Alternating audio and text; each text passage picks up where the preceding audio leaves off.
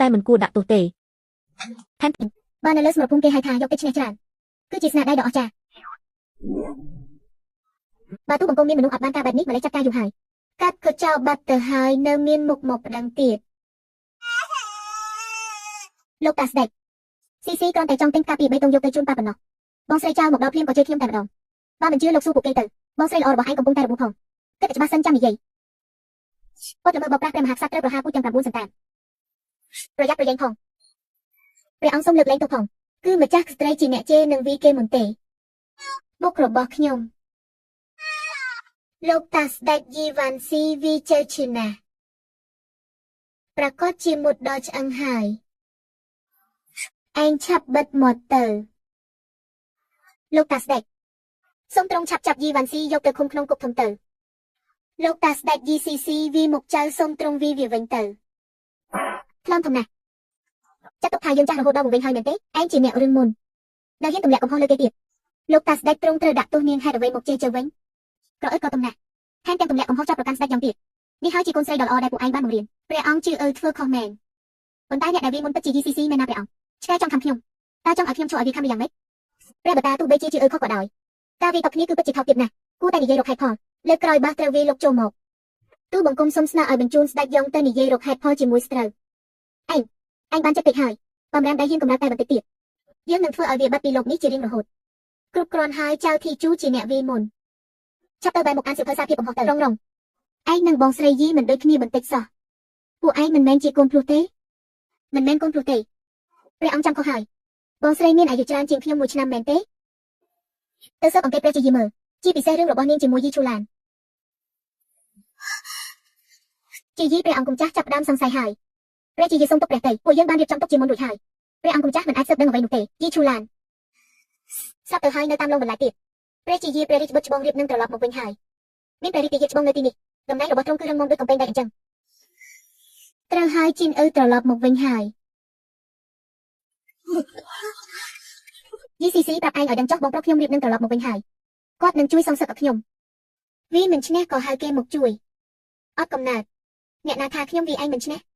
លើកមុនគឺជាឧបទ្ទហេតុទេជាសាររបួសភ្លេចឈឺហើយតើបើបងប្រុសខ្ញុំមកវិញឯងច្បាស់ជាចាប់មិនខានមានបងប្រុសអស្ចារ្យណាស់ទៅអ្នកណាក៏មានដែរទៅជាខ្ញុំពិតជាគ្មានបងប្រុសមែនឯងជានរណាខ្ញុំបាទដួនយីជាកូនចៅរបស់ឧត្តមសេនីយ៍វើយានសូមគោរពអ្នកនាងធំបងប្រុសដួនយីជួយស្រោចទឹកឲ្យខ្ញុំមកខ្ញុំនឹងទិញផ្លែប៉ោមឲ្យបងញ៉ាំ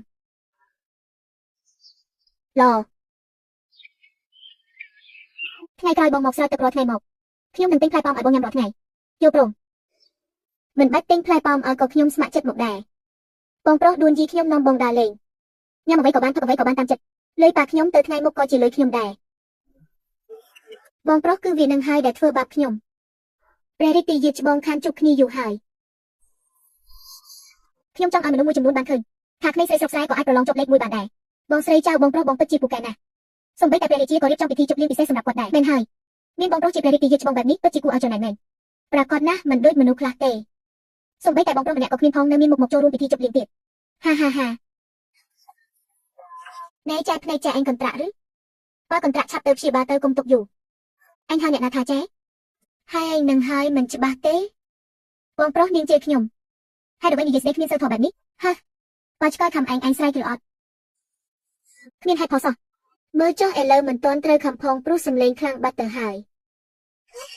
ព្រះរាជទាយាច្បងប្អូនស្រីទ្រង់ជាអ្នករកវាមិនទេកុំបន្ទោសអ្នកអតីតដែលវាបកដួនយីឯងគិតថាឯងជាស្អីហ៊ានមកលូកដៃក្នុងរឿងរបស់យើងជាព្រះរាជទាយាផងខ្ញុំបាទមិនមែនលូកដៃរឿងត្រង់ទេខ្ញុំការពារអ្នកដែលខ្ញុំត្រូវការពារប្អូនស្រីមកតាមបងព្រះរាជាយាងមកដល់ហើយក្រោកឈរឡើងហុងឈីទៅរៀន1ឆ្នាំធំធាត់ខ្ពស់ជាងមុនច្រើនណាស់អរព្រះគុណលោកតាស្ដេចដែលទ្រង់ព្រួយបារម្ភលោកតាស្ដេចចៅក៏ចង់អញ្ជើញគ្រូមកបង្រៀនអក្សរចៅដែរចៅជួយជួតែងតែថាចៅជាក្មេងស្រីស្រុកស្រែព្រៃផ្សៃគ្មានចំណេះដឹងឯងនិយាយផ្ដេសផ្ដាសខ្ញុំនិយាយតាំងពីអង្ការអូមានរឿងបែបនេះផងលោកតាស្ដេចប្អូនស្រីចៅគ្រាន់តែនិយាយត្រង់មិនមានចិត្តនេះអាក្រក់ទេប្រហែលជាប្អូនយីយកខុសហើយគ្រាន់តែនិយាយត្រង់អាចលើកលែងឲ្យបានឬចុះបើខ្ញុំជាឯងមួយម៉ាត់រួចប្រាប់ថាខ្ញុំនិយាយត្រង់តើឯងព្រមលើកលែងឲ្យខ្ញុំទេឯងចង់រៀនសូត្រមែនទេណាប្រកាសណាស់ខ្ញុំចង់ឲ្យមនុស្សមួយចំនួនបានឃើញថាក្មេងស្រីស្រុកស្រែក៏អាចប្រឡងជាប់លេខ1បានដែរល្អ យើងយល់ព្រមប៉ុន្តែយើងសុំតេស្តពួកឯងបន្តិចសិនស្ដេចប្រៀបដូចជាទូករីសប្រៀបដូចជាទឹកតើពួកឯងយល់យ៉ាងណាដែរអ្នកដឹកនាំប្រៀបដូចជាអ្នកកាន់ចង្កូតទូកទឹកអាចធ្វើដំណើរបានដោយសុវត្ថិភាពនិងបានឆ្ងាយដួនយីឯងឆ្លើយមើលទូបង្គំទឹកអាចត្រទូកបានក៏អាចពន្លិចទូកបានដែរបើគ្មានទឹកតើទូកជាទូកយ៉ាងដូចម្ដេចល្អណាស់ប្រយោគទឹកអាចត្រទូកបានក៏អាចពន្លិចទូកបានដែរបងប្រុសនិយាយបានល្អណាស់អស្ចារ្យ